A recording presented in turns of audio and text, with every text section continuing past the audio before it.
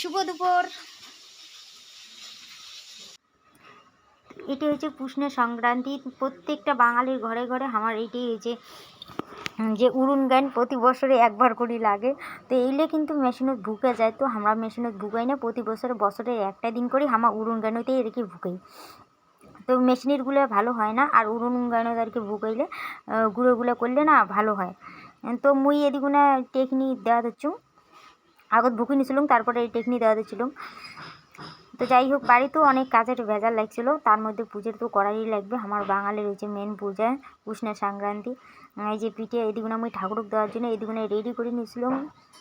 পিঠেগুলো ফুলে ফুলে উঠছে, আর পিঠেগুলো একদম করে যদি ফুলে ফুলে ওঠে তাহলে কিন্তু পূজা ভাজির ইন্টারেস্টটাই আলাদা। দেখো কত সুন্দর করে পিঠেগুলো ফুলেছে।